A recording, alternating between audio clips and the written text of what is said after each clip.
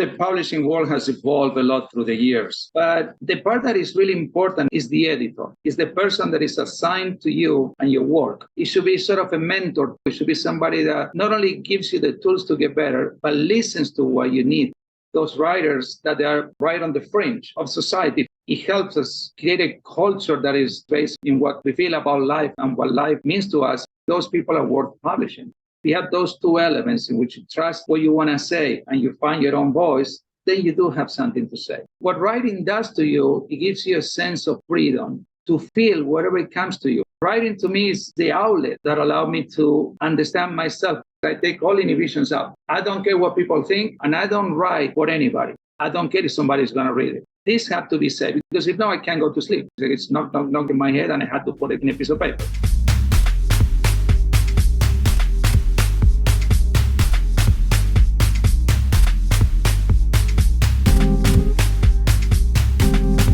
Welcome to Angel City Culture Quest, where art, social justice, and the environment meet in Los Angeles.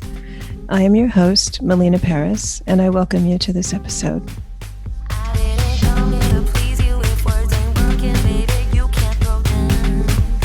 Hello, folks, and welcome to Angel City Culture Quest. Today, we are here with artist and writer Jorge Schneider in a discussion encompassing the publishing scene for new writers, censorship, small press, and his recent novel, El Año que me fui, or The Year I Went Away. Jorge was born in 1964 in Buenos Aires, Argentina. He earned a Bachelor of Arts in Physical Education at National Institute of Physical Education in Buenos Aires. Jorge is the author of La Sombra de la Langosta, La Grieta, Lucas, An Adventure, and El Año que me fui, which came out just earlier this year.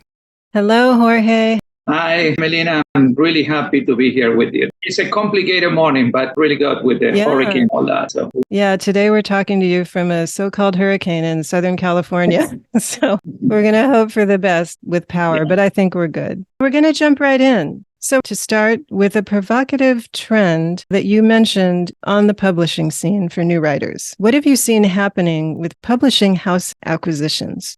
As you know, the publishing world has evolved a lot through the years. Back in the 70s, 80s, we used to have a lot of small presses that were independent. That's not the case anymore. So the big presses buy the small ones, and then that takes away the chance for new writers to present their work to the world. You basically have no people that are willing to publish what you're doing. And then the second aspect of this, and this is the most troublesome to me, is that the publishing houses are not trendsetters anymore, but followers of a social discourse that might be the one that is ringing the loudest through society today. It's not about singling out certain groups, but as the social discourse moves in one way towards more rights and LGBTQ, as the world moves forward, sometimes the publishing houses cling to those trends to find authors that actually can write and cater to those groups in order to make money. Now, by doing so, what happens is that you have a lot of literary works based on the human condition, based on the experience that we all live in planet Earth, and they don't have the outlet to actually put those books out because people don't want to read that nowadays. They're more concerned about what's the social topic of the day.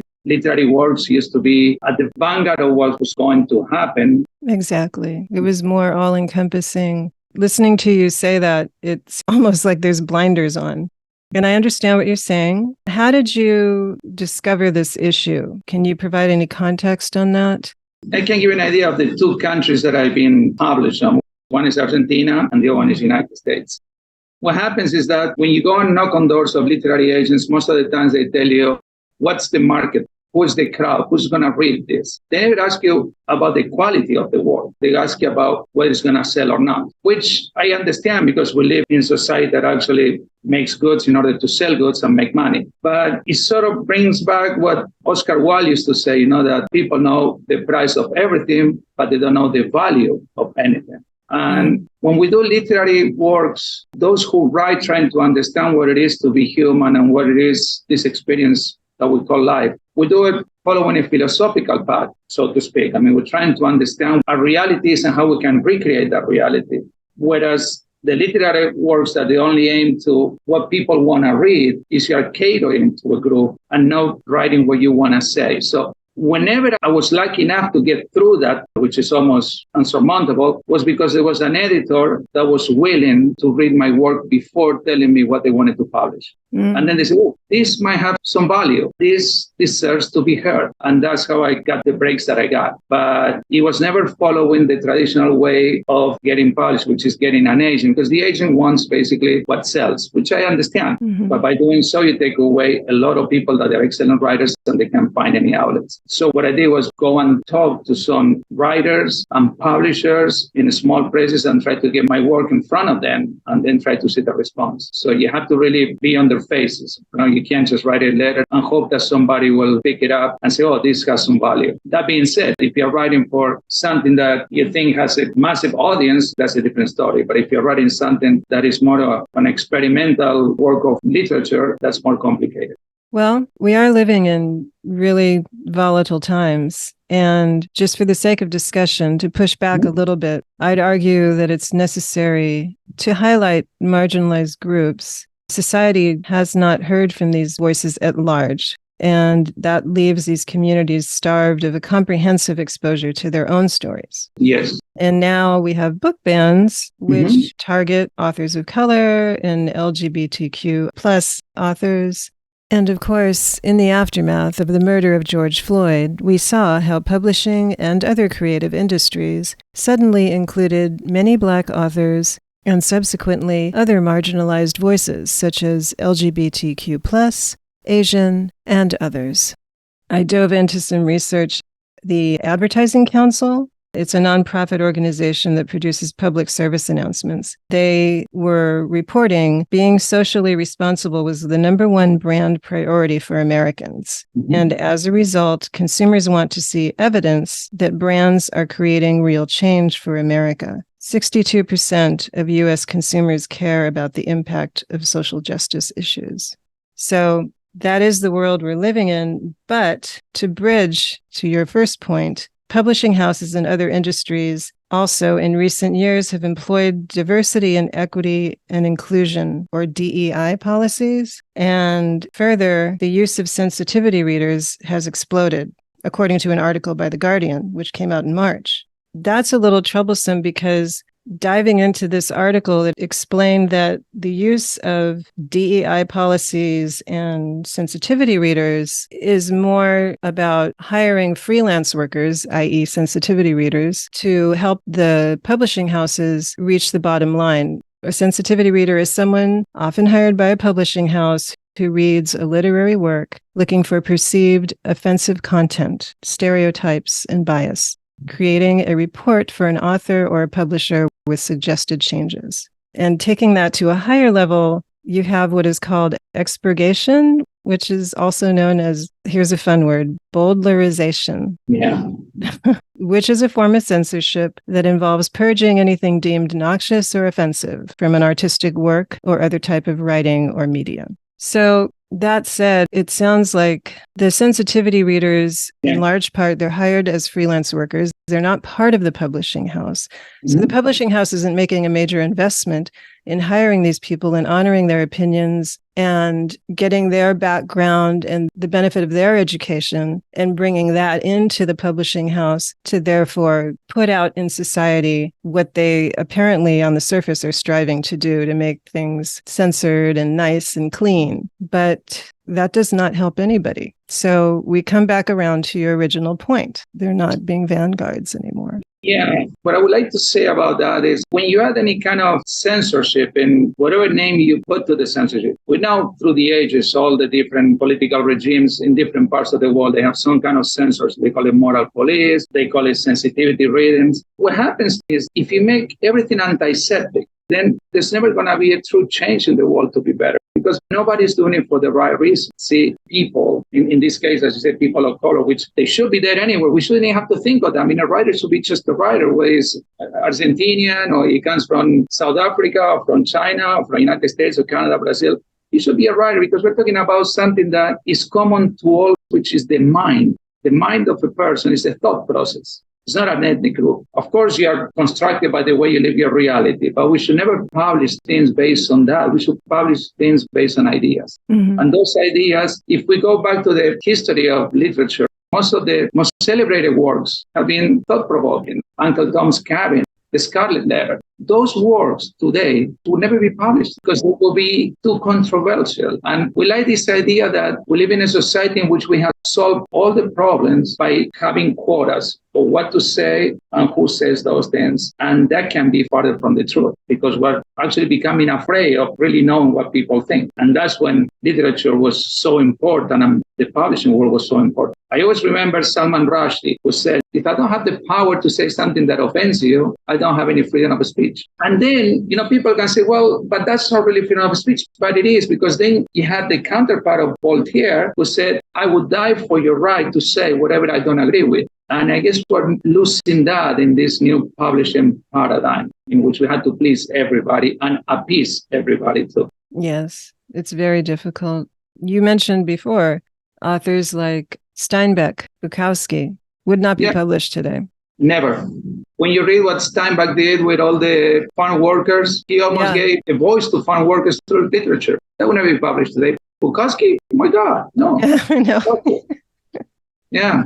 Yeah. So it requires to be brave from the publishing world and from the readers too. The readers had to read something that makes them uncomfortable sometimes because you had to question your comfort zone. I mean, that's what art is, basically. Art is, like Kafka used to say, it's an axe that cuts you in half and you got to put yourself back together. It's not something that you say, oh, that's really pretty. Oh, this is a fun poem. No. Makes you think at the very least. Yes. Yeah. I like that. You have to be brave. Just as an added little note, the LGBTQ plus books are surging right now across the U.S. in the categories of children's and young adults. In 2021, sales of LGBTQ fiction reached 5 million units, doubling 2020 sales, and strong growth has continued in 2022, with LGBTQ fiction sales up by 39% from January through May. This comes even as efforts to ban these books or these LGBTQ authors, as well as books by people of color at public schools and libraries, proliferate nationwide. So people want this information. This is clear, but they don't want the sanitized version of it, which is apparently happening, at least in some places. As you know, Melina, what happens is when somebody fights a topic too much, whenever something is controversial, people go and say, I want to see this. Many of us remember, or at least we have read about burning books or censorship. And the book is not really the main point. It's not the focus. The book is stepping stone to then ban everything else. Right. That's the way everything starts. Now, that being said, I don't think books should be mandatory readings at school. It should be, whoever wants to read something, got to read it too. We have to see the society we live in and the different ideas of what people think the children should be raised on. The family is really important for each kid too. But the worst thing you can do is actually attack those writers because basically you're telling them that what they're doing is not something that is worth reading. And everybody has something to say and they have their own voice. And I think every person is worth listening to, even if you don't agree. But at least listen to the person because they have a voice and they have something to say. Yeah, we really need to learn that skill. So this is interesting to discuss. And I'd like to hear back from people about this as well and their thoughts. But for the sake of this episode, let's move on to the publishing scene for new writers. What would your advice be for new young writers? As we were talking, I think that you have to write what you feel and not write what you think is going to sell. The first person you have to be truthful to you is yourself. Because if you choose writing, most likely you'll fail or you're not going to make a lot of money. So you really have to be happy. Happy is the wrong word too. You need to have the sense of well-being that what you did can live up to your expectations, even though most likely it won't. But at least you got to feel that you're doing something that is true to who you are and that is something that can forward as honest as you can write it. And then you have to put it out there, give it to some people to read. Don't take everybody too seriously because, a lot of times people have their own ideas of what they read. And they might not be the same ideas that you have when you wrote the book. But a book can have zillions of different meanings for different people. The main thing that you can get from readers is that they tell you that the book is engaging. And then the other thing I would tell to new writers, and this worked for me, but I might be wrong. I always say that. I don't hold the truth, is that you have to write something that you know something about. I met so many writers that want to encompass so many things, and they end up quoting things from the right, from the left, from the center, from above, from below, and they put it in their books, and then it's like a puzzle, but it's not their voice. So I think if you have those two elements in which you trust what you want to say and you find your own voice, then you do have something to say. Those are the two most important things. And then later down the road, then you worry about getting published. First, you gotta find your voice and say something that brings to you and brings to people, even again, if they find a different meaning of what you intended to write about, which happens. If you give it to people and they read it, if they are engaged by the novel, that's good enough, because you never know if they're going to understand what you wrote. And maybe you wrote something that you thought you said very clearly, but they understood something different. Life is like a broken phone sometimes. We'll repeat these things, but the sentence keep changing. Yeah. The book is like that too. Sometimes I meet people that we saw the same movie or we saw the same painting or we read the same book and we both understood something completely different. It's human nature. Yeah. Yeah. And you got to embrace it. You don't have to fight it. I like that. Thank you. So how many years have you been writing, Jorge? Well, I've been writing all my life since I was a little kid. My grandma, I guess almost everybody gets raised in a big part by their grandparents, right? My grandma, she introduced me to all Greek mythology and Roman literature. So I was exposed from an early age to what I call like this endless library. Wherever I went into that house, there was a book. Whatever throw it up, and there was a book. Whenever I saw on there, a newspaper, there was a book. So I started reading. And then when you read and you're a kid, and remember, I was born in 1964. So in 1964, we didn't have cell phones, we didn't have iPads, we didn't have anything, right? So it was basically music, listen to records, or you read. And if you read a lot, what happens? For a lot of people, you start writing because you say, well, I'm reading all these stories, but I want to tell my story. So I've been writing since I was like 9 years old. Wow. Little silly stories, poems, or even descriptions, or even sometimes I used to read a book and write my own literary critic, which probably was really bad, but, it meant something to me. Yeah, that's important. And to have that opportunity, to have the space and the time and the opportunity to do that, that's wonderful. And time we had, remember, back then, we had time, because it wasn't everything too fast. And you didn't have the virtual reality. So our life was centered in our physical world. So after you went to school, you had the afternoon for you. You don't have to go read emails or talk to a friend in WhatsApp or, do a TikTok. I mean, that didn't exist. There was not all that distraction. Yeah. So fast forward, did you know initially that you wanted to publish with a small independent press with The Year I Went Away? Yes. Because my last book was published in Argentina. There was like a big imprint. It's called Grupo Editor Latinoamericano, which is Latin American Publishing House. That's the name will be in English. It was so convoluted, the whole process, because when it's big, you never talk to the same person all the time. You talk maybe to your editor, but you can't reach the publisher. So even though the book was good and the first edition was sold out and I was really happy, I never felt that I had that connection to feel part of that imprint or that publishing house. I was just minuscule then. Now, what happened was that also I'm living in the United States. I've been living here for 33 years. So actually, I came here when I was 26. So in 1990s, I've spent most of my life here in the U.S., even though I keep my accent, which I like it. But not being in Argentina was kind of detrimental to getting to know more my publishing house, just because I wasn't there. And I couldn't do a lot of things that they wanted me to do because my life was here. So I can't just take off and do a book signing tour of 7 months. I need to eat, and publishing doesn't pay that much. Yeah. So here I met a group of very interesting writers from Long Beach and Oakland, Stephen Bramble, one of them. And they all wanted to have an impact as a publishing house. And I really loved the whole idea because we wanted to get all together and have this publishing house that publishes authors by merit and by what they had to say. And they were looking for thought-provoking works. They weren't concerned about if I was going to accept somebody or if my book was going to sell. And they were so kind to me that they published the book first in Spanish. And now in November, December is coming the edition in English. That was the first time that happened in the United States. So, yeah, thank you for mentioning that. Yeah, it's going to come out again. Yeah, this time in English. Yes, yeah. English. And it might be better than the one in Spanish because, with the translations, the books get better.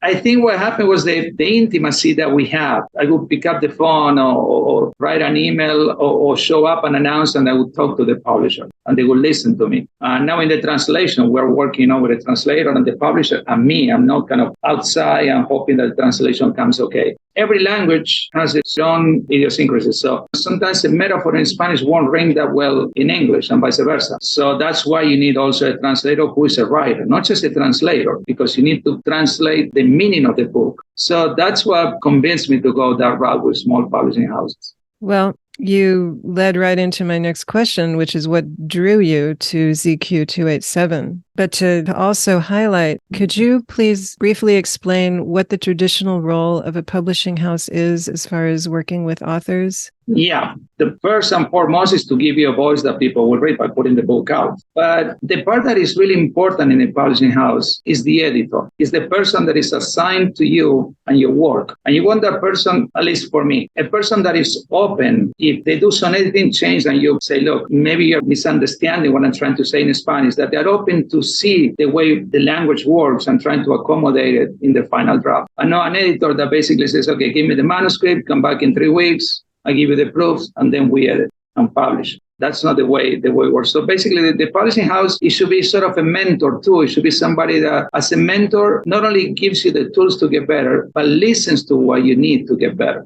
And goes through the process with the writer. Yeah, and listens to you, because a lot of times they go through the process, but it's a one-way street. But when they actually get engaged with you and they say, okay, please explain this to me really well so I can really understand what you're trying to say. And not just by some grammar thing or some typos, of course, are going to be fixed. But, this paragraph is too long. No, but why is too long? What's the mood that somebody's jaded and weary and is going in a catharsis? Okay, that should be a long paragraph. Somebody is really jolted by something, it should be a small paragraph. I mean, that's the way we do emotions. For instance, in Blood Meridian goes through Texas and they're looking for this party. And he gives you this long paragraph that actually, when you're reading, you get so tired of reading it because they get so exhausted when they do what they're doing that you had to be exhausted. So that's what a good publishing does for you. They never alter the mood of the novel. They make it better, never take away, just for the sake of taking away. Thank you for clarifying that. I wanted you to talk about that so people could have a good understanding of it. Now, ZQ287 is a small press that has offices in Long Beach and Oakland, and it describes itself as specializing in publishing its own blend of destructive nuance. Yeah.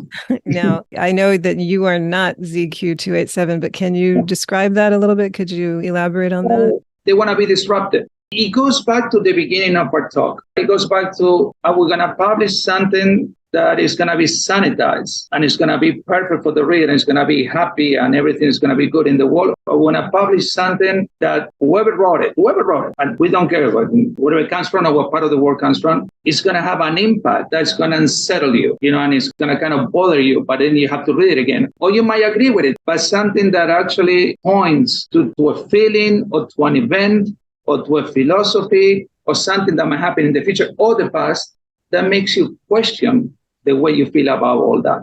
That's what ZQ287 wants to do. That's what I was sold with them because I like that. I was happy, hey, look, I can write whatever I feel like it. Well, thank you for sharing that. And the other thing that you highlighted about ZQ287, the group of writers that got together, and about other comparisons to this idea in history. You mentioned Van Gogh and Monet and Renoir and Pissarro. Can you talk a little bit about what they did? Yeah, when you go back in history and you look at all the artistic movements, you always see that painting, literature, and music, they're always kind of evolved together. And if you go back to that period of time, when you have Monet and Pissarro and Renoir and all those guys, they were never accepted by the traditional painting class in France. They couldn't get into the salons, nobody cared. So what did they do? They created their own salons because they believe in what they did. Now, if I take that and I extrapolate that to ZQ287, that's what we're trying to do. We're trying to find those writers that are in the outskirts of society,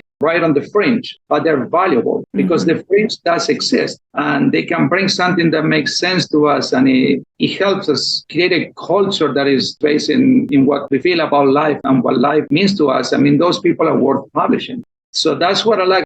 Those writers got agents and some of them got book deals from regular publishing houses, but there was always this thing that was kind of weighing heavily on their shoulder. is your book going to sell? Is your next book going to sell? Because as you know, if you write one book and it sells so-so, you're not going to get a second contract. So how are you going to foster that writer if every time he writes a book or she writes a book, you tell him, well, is it going to sell? You can really grow as a writer. Whereas ZQ287 in Long Beach and Oakland is more concerned about what you're writing next, and then we'll figure it out. And it's the only publishing house that I know of that are willing to do that. And that's why I think it's so important. That's great to hear about. I had a little time to begin reading Stephen Bramble's book. He's the founder of ZQ287. I haven't finished it yet. I just barely got into it. It's called Affliction Included, and it's great. I thought that he really captures the sensitivity of humanity in an effective way, where the main character's emotional intelligence really moves the story forward. So that's an example of ZQ287. Yeah, what you just said right there is perfect. He captures the emotional aspect of the character, and he moves the story forward. Nowadays, sometimes we see a story that moves the character forward. But it should be the other way around. Because in this theater of life, we are the actors. It's not the stage. It's the way we live our lives. It's not that just because I put a different costume on a different person. So if the story moves the character forward, that's flow literature for me. Now, if the character moves the story forward, now there is something for us all there. Yeah. And that's what keeps you glued to it. That's what makes you turn those pages. If you're just tuning in, today we're speaking with artist and writer Jorge Schneider. Thank you for listening.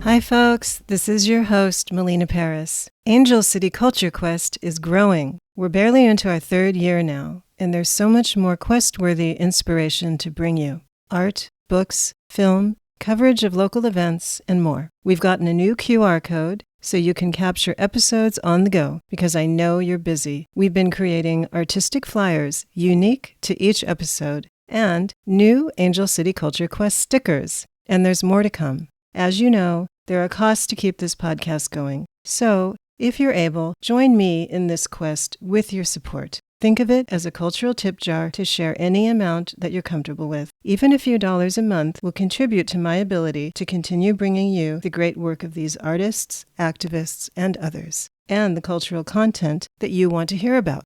I would be honored to have your support. To donate, please go to my Patreon link at patreon.com/Angel City Culture Quest. There you can also see all of our past episodes. Thank you.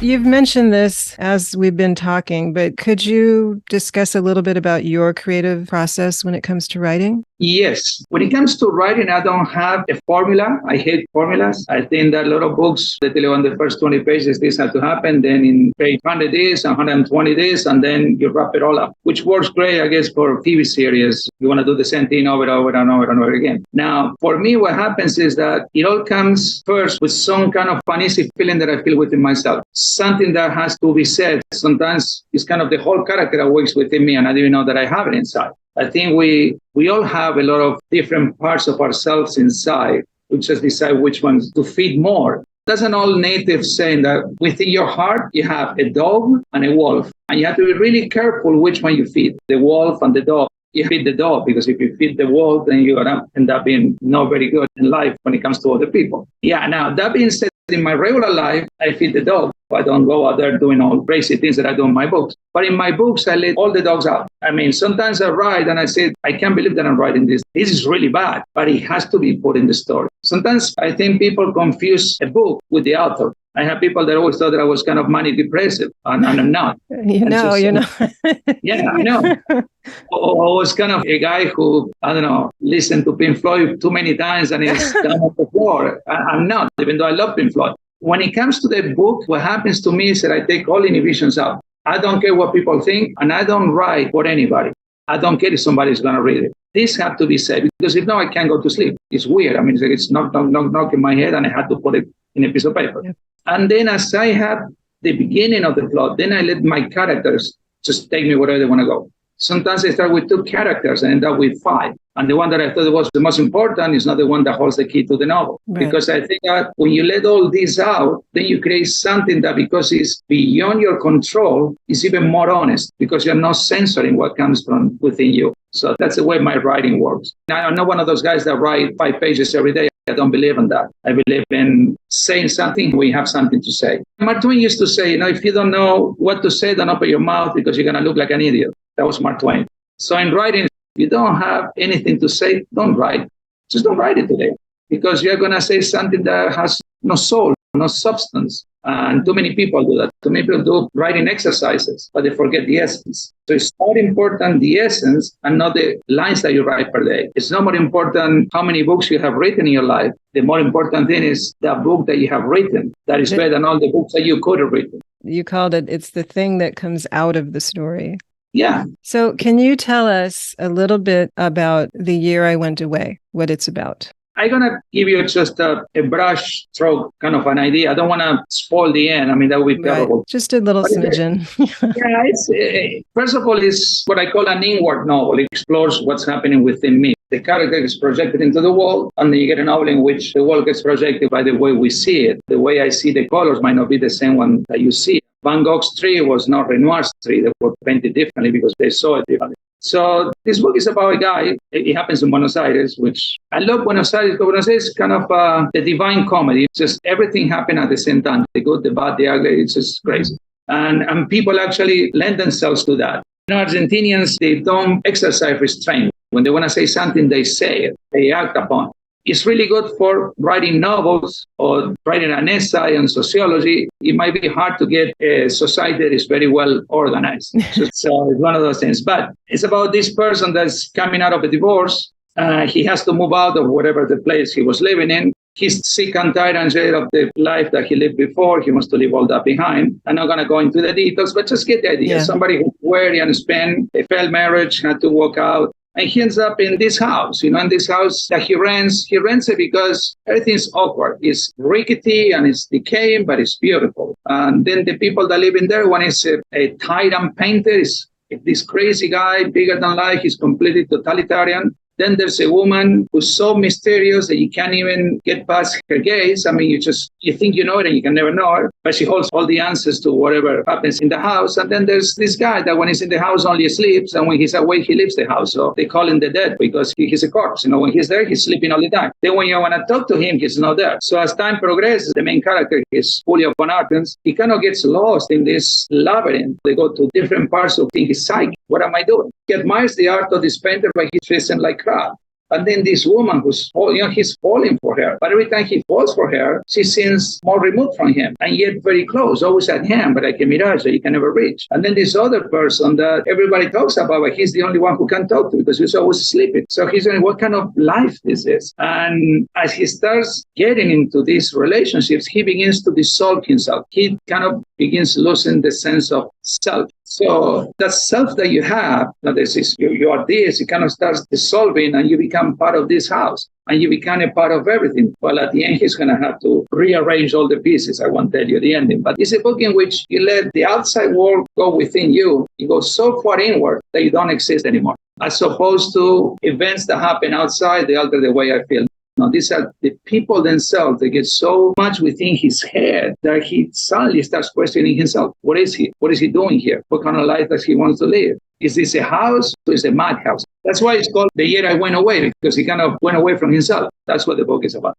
Thank you. Now, you had mentioned your favorite authors with your favorite books.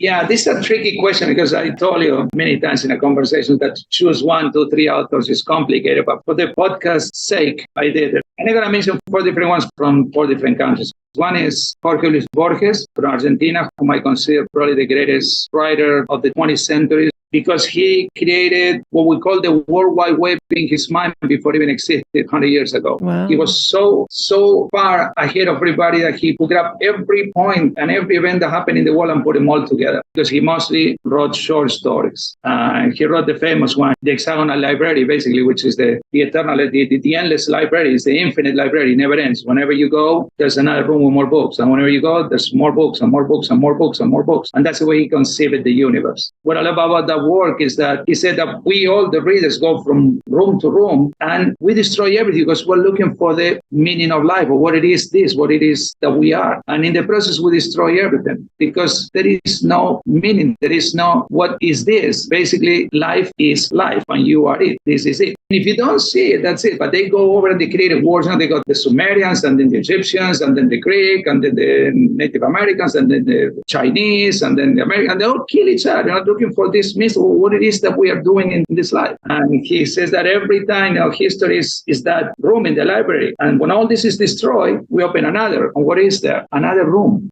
Wow. And there's a movie that captured that really well that is called Interstellar. That is based on Borges' Infinite Library. That's why it starts with a book that falls. That's my favorite Argentinian author. Jorge Luis Borges, right? Luis Borges, yeah. He's dead already. He died in the 80s. One person that I consider brilliant and to me one of the best writers when it comes to essays that I read is Susan Sontag. I think Susan Sontag has one of the best minds of the 20th century. She was never afraid of anything. She was so clear, so crystal clear in every single thing that she wrote that you didn't have to read a sentence twice. That's remarkable. That's a very special skill there. Yeah. And when it comes to fiction, she wrote to me a wonderful book. Susan Sontag was criticized for her fiction. But some people, they thought she was too on the intellectual side, which I like, but that's what she was because she lived her life like that. And I think it was actually really good.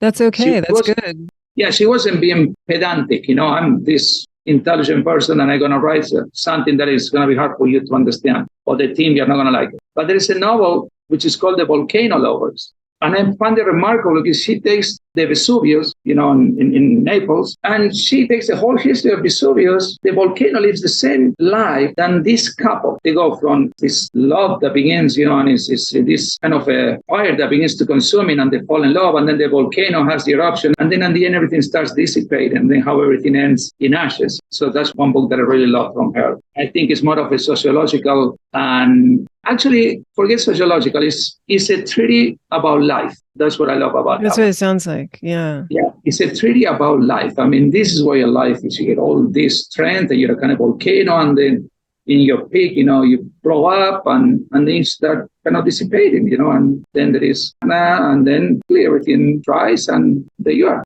Back to the earth, yeah. Now, the other one is a German guy, W.G. Sebald. W.G. Sebald. He wrote The Rings of Saturn. And I think that guy is really fantastic because you read one of his novels and you learn the whole history of Europe. See, Jorges gives you that sense of something that is infinite. Susan Sontag gives you this idea of putting people and events that happen in the world and write the whole treaty of life. So it's bigger than the story itself. Then comes Sebald and The Rings of Saturn because he digresses a lot, but he never loses the thread of the novel. And yet you learn the whole history of Europe. It blows you away. You finish reading that guy and you can take a history test and you're fantastic. And you say, but I didn't read the history book. That's amazing. Yeah, so those are, to me, the writers that can go beyond what a novel is. And that's the biggest difference when it comes to writing. And then the one that I love, and I go back in time and we go to France now, which is Balzac. Balzac, I think, is fantastic because all his books were basically a comedy about what is being human.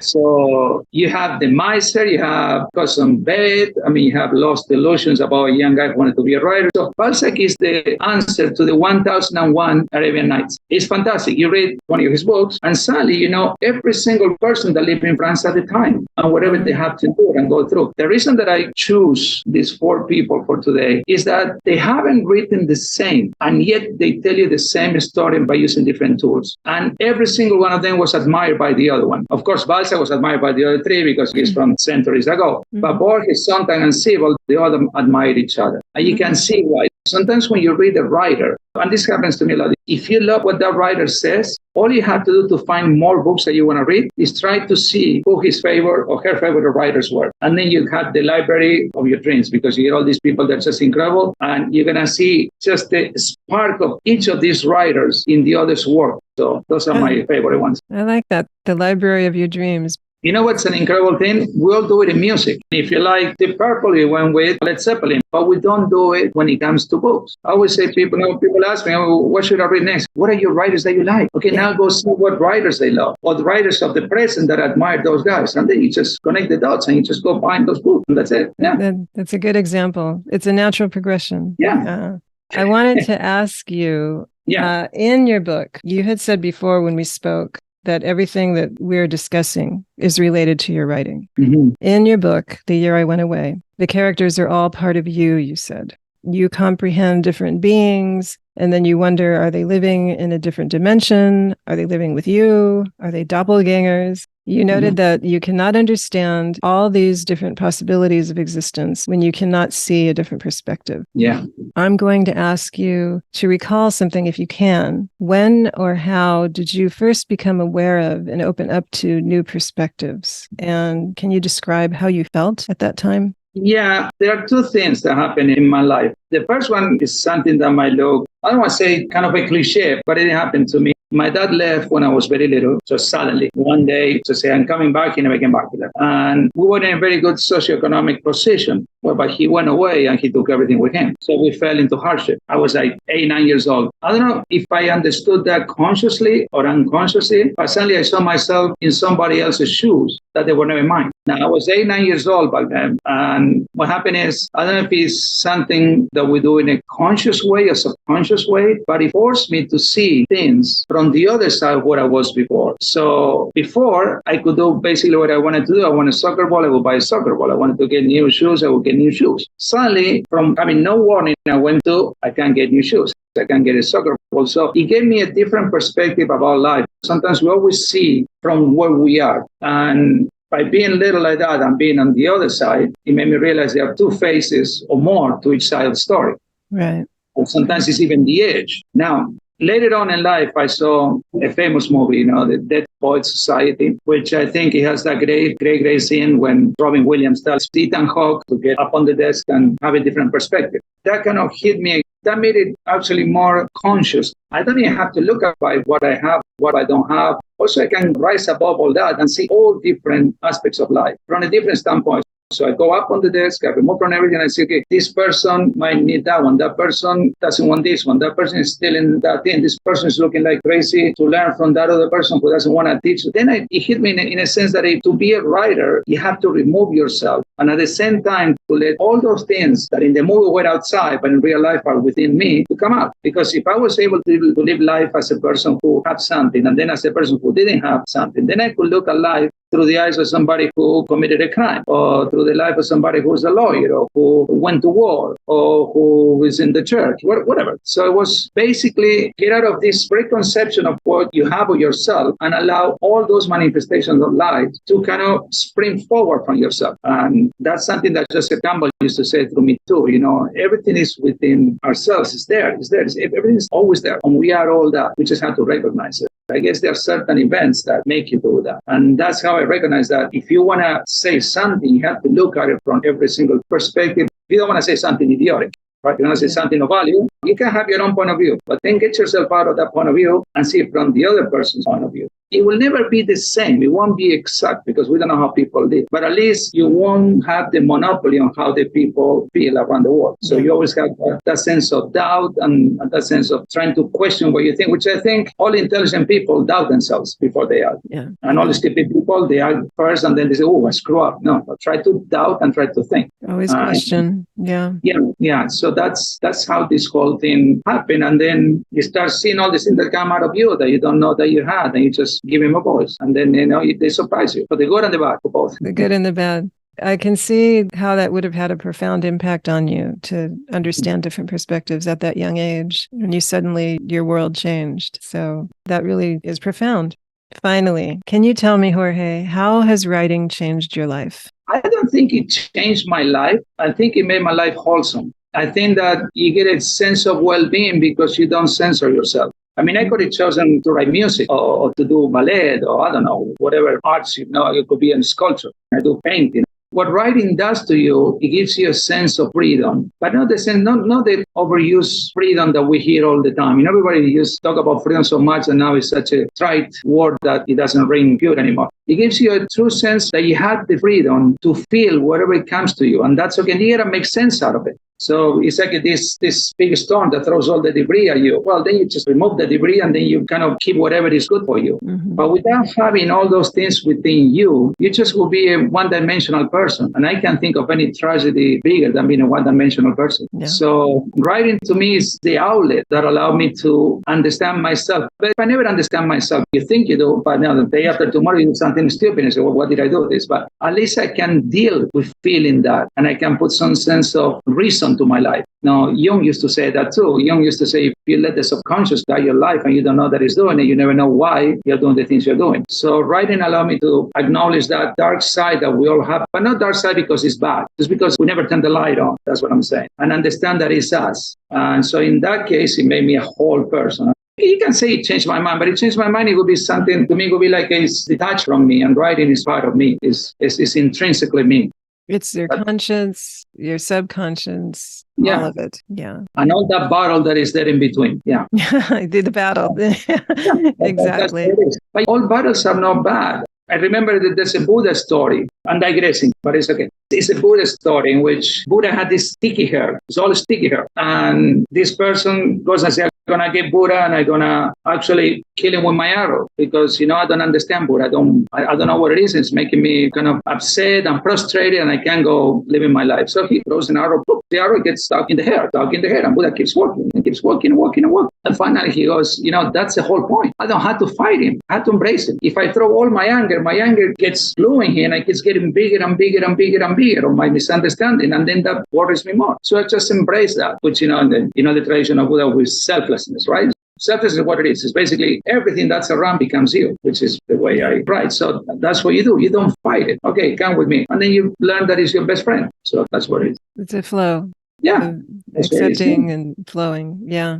Is there anything that you'd like to add that I did not ask you? I guess what I could say is that, we talk a lot about writing, but not the importance of reading. And what I would like to say is that I don't know of any mental process that helps you understand and rationalize the world better than reading. When you read, you have to do it in a rational state of mind, and then you gotta make reason of the world around you. I think that we live in a society nowadays in which people don't read much, unfortunately. Years ago, I used to go to a coffee house and people would go with books and read. And were maybe 10 tables, 3 of them would have books and they were reading. Nowadays, I don't see that. I think we have become a society of images. We'll react to 20-second reel or 10-second reel because we can't even watch something for 2 minutes. And a book requires attention and requires undivided attention and requires curiosity. If you make everything short, then there is no curiosity, right? Because you don't want to scratch farther than where you are. So I think that for literature and for reading to survive, for writing to survive, we need readers. And that's the hardest find nowadays. So readers that want to read something that throws them off a little. So yeah, that was my 2 cents about this.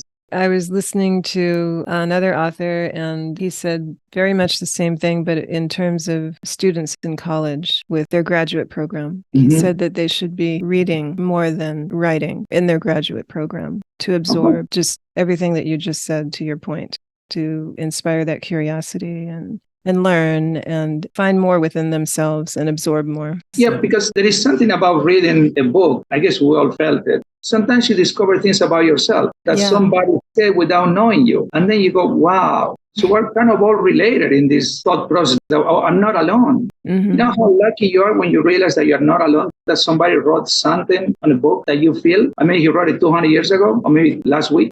It's amazing. And that's the same thing that happens in a song. You can have the same reaction to the music and a song and listening to somebody singing. Yeah. So, that's what art does. Yeah, that's why we can't lose art. You're right. We have to hang on to it. Thank you, Jorge. This has been a great discussion.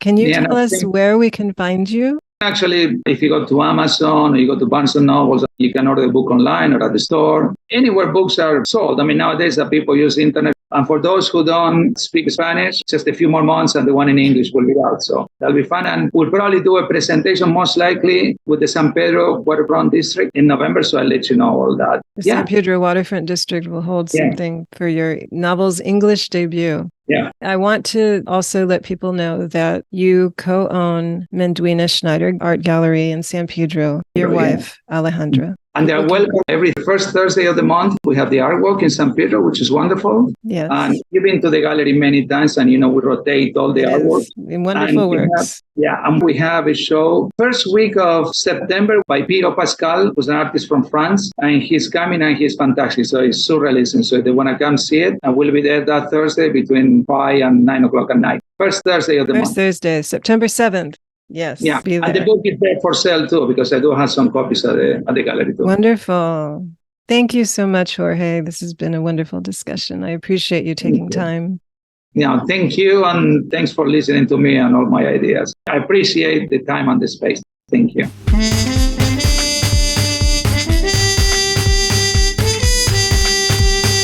Thank you for listening.